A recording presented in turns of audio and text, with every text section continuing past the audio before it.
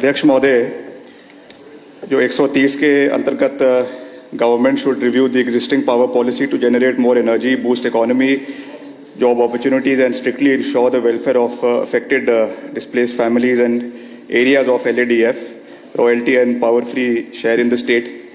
इस पे जो मुझे बोलने का मौका मिला है उसके लिए मैं आपका धन्यवाद करता हूं और मैं कोई ज़्यादा विस्तार पूर्वक बात नहीं करना चाहता।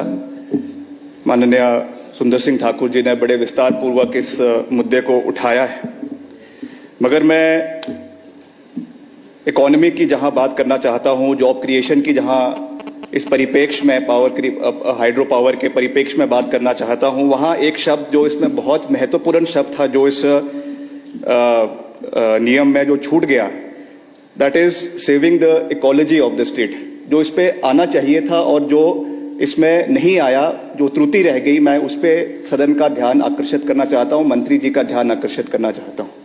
अभी जो ये उपचुनाव हुए, इसमें हमें बहुत से जनजातीय क्षेत्रों में जाने का मौका मिला, भरमौर में जाने का मौका मिला, लाहौल स्पीति में जाने का मौका मिला, किन्नौर में जाने का मौका मिला, और वहां पे जो परिस्थितियां और जो जनता की आवाज इन प्रोजेक्ट्स के प्रति है उसके बारे में फर्स्ट हैंड एक्सपीरियंस जो है वो जानने का अपॉर्चुनिटी हमको जो है वो प्राप्त हुआ है। और I think it is our moral responsibility that where we speak of generating employment in the state, at the same time we as responsible citizens of the state and the government should think about how to save the ecology of the state also. आज जिस तरीके से जो projects का जो चीरहरण हमारे पहाड़ी क्षेत्र का हो रहा है, आपने पीछे देखा किन्नौर का जो मुगल सराय इलाका है, वहां पे किस तरीके से पूरी की पूरी पहाड़ी नीचे आ गई। हमारे प्रदेश के प्रथम मुख्यमंत्री थे डॉक्टर यशवंत परमार जी, स्वर्गीय Yashwant Parmar. He always laid emphasis on small hydro projects in the state. ये जरूर है कि successive Congress governments, whether it was Congress, whether it was BJP, over the period of time बड़े प्रोजेक्ट्स प्रदेश में बने हैं। That was the necessity of the state, that had to be done, there is no doubt about it, and that had to be done in the larger interest of the state. मगर उसके साथ साथ जो छोटे projects को हमको प्राथमिकता प्रदेश के अंदर देनी चाहिए थी, और प्रदेश में जो कॉम्पनसेटरी अफॉरेस्ट्रेशन जिस पैमाने पे प्रदेश के अंदर होना चाहिए था, जो इससे नुकसान हमारे जनजातीय क्षेत्र के लोगों को पहुंच रहा है। और आज इन चुनावों में गांव के गांव ने जो है वो इन चुनावों का बहिष्कार किया, सरकार का बहिष्कार किया, विपक्ष का बहिष्कार किया, ये कहते हुए कि हमको ये प्रोजेक्ट्स नहीं चाहिए। No means no.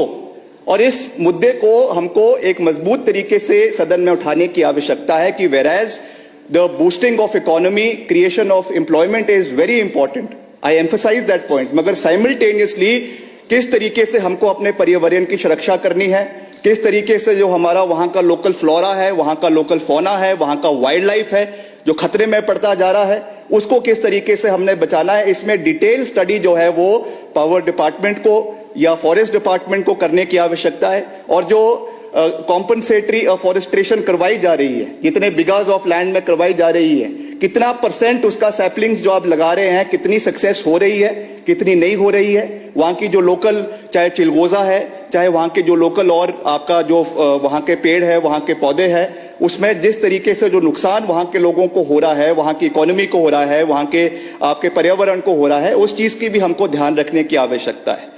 दूसरा, जहां तक जो अफेक्टेड फैमिलीज हैं उनको जो उसमें फायदा देने की बात है, उस पर निश्चित तौर से सक्सेसिव गवर्नमेंट्स ने उसके ऊपर पॉलिसीज पहले से ही बनाई है, तो उसमें मैं ज्यादा विस्तारीपूर्ण से नहीं जाना चाहूंगा, ज्यादा विस्तार से बात नहीं करना चाहूंगा।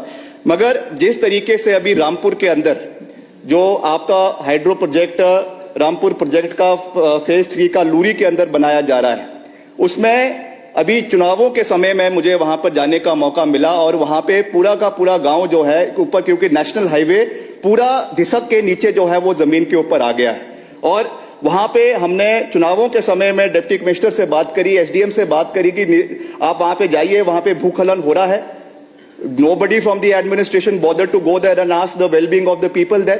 कितना मक जो है वो आपका नीचे सतलुज में जा रहा है, डेब्रीज जा रही है, पोल्यूशन कंट्रोल बोर्ड कुछ कर नहीं रही है। उसका जो कॉम्पनसेशन जो है मिलना चाहिए, या जो उसमें पोल्यूशन कंट्रोल बोर्ड की ओर से जो कार्रवाई होनी चाहिए वो नहीं हो रही है। इन सब चीजों को भी हमको जो है वो ध्यान रखने की आवश्यकता है। और मैं यही इसमें कहना चाहूंगा कि अंत में कि निश्चित तौर से हमको एम्प्लॉयमेंट इसमें क्रिएट करने की आवश्यकता है। इसमें आपने लाडा की बात करी, लाडा के ट्राइबल एरियाज में वैसे भी डी फैक्टो जो चेयरमैन है वो आपके एमएलएस को बनाया जाता है, that is what I was told. मगर किस तरीके से पिछले 3 साल से हमारे माननीय सदस्य जगत सिंह नेगी जी लड़ाई लड़ रहे हैं, इनको जो है वो चेयरमैन से हटा दिया गया है और उसकी जगह I think the deputy commissioner has been made chairman of LADA. और जो एक इलेक्टेड रिप्रेजेंटेटिव जो एम्प्लॉयमेंट जनरेटेड एम्प्लॉयमेंट इश्यूज को अपने लोगों के साथ या सरकार के समक्ष या प्रोजेक्ट के एडमिनिस्ट्रेशन के समक्ष रख सकता है, वो एक वहां का प्रशासन नहीं रख सकता है। और वही चीज रामपुर के अंदर हो रही है। आज कितने लोग इस प्रोजेक्ट के लिए, जो अभी वहां पे रामपुर का प्रोजेक्ट बन रहा है लूरी में, सैकड़ों हमारे युवा जो है रोज अपने जो है अपने सीवीज लेकर हमारे पास आ जाते हैं कि अब आप चुनाव में आपकी जीत हुई है, आप कृपया हमें उसमें रोजगार दीजिए। मगर उस पर ना कोई मेंबर ऑफ पार्लियामेंट की कोई पूछ है, ना उसमें जो है वहां के कंसर्निंग एमएलए को कोई पूछता है। तो अगर आपने इलेक्टेड रिप्रेजेंटेटिव्स को कोई तवज्जो इसमें देना ही नहीं है, only the government of the day will call the shots, then what is the point of having a democracy? What is the point of this August House? आप सरकार में बैठ के जो मर्जी करिए, आप कानून बनाएं, मगर अगर आपने विपक्ष की आवाज को भी सुनना है तो इन कॉन्स्टिट्यूट जो ये कमिटीज बनाई गई है, जो ये बॉडीज बनाई गई है, they have to be empowered and people from the opposition also have to be given due representation in that। तभी जाकर जो आपके जमीन स्तर की आवाज है वो एम्प्लॉयमेंट जनरेट, चाहे वो एम्प्लॉयमेंट से संबंधित है, चाहे वो किसी और आपके कॉम्पनसेशन से संबंधित है, चाहे और कोई उसमें मुआवजे से संबंधित है, चाहे आपका वहां के कोई वहां पे नुकसान हुआ है उससे संबंधित है, सही रूप से उस चीज का आवाज जो है वो प्रोजेक्ट के माध्यम में रखी जा सकती है।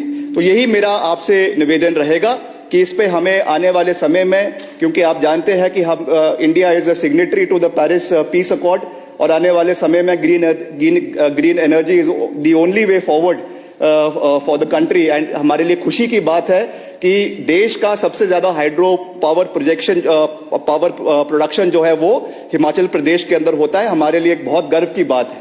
मगर आज भी हमारे पास बहुत पोटेंशियल है जिसको हमने आने वाले समय में जो है वो हार्नेस करना है। मगर उसमें जैसा मैंने कहा कि इन सब चीजों का भी बहुत ज्यादा ध्यान रखने की आवश्यकता है। If we are taking something from the environment, if we are taking something from the society, it is our responsibility to give back also. इसलिए हमको एक सस्टेनेबल तरीके से डेवलपमेंट करने की आवश्यकता है। इस पे भी माननीय मंत्री महोदय ध्यान दें। और जो अगली पावर पॉलिसी आएगी, जो अब नई पावर पॉलिसी 2021 की इंट्रोड्यूस हो चुकी है, उसमें इन सब चीजों का भी ध्यान रखा जाए और खास करके जनजातीय क्षेत्रों के लोगों की आवाज को भरमौर, पांगी भरमौर, लाहौल स्पीति, किन्नौर के लोगों की उसमें आवाज को सुना जाए। ये मेरा हम्बल सबमिशन है माननीय मंत्री महोदय से। अध्यक्ष जी, आपने बोलने का मौका दिया, थैंक यू वेरी मच।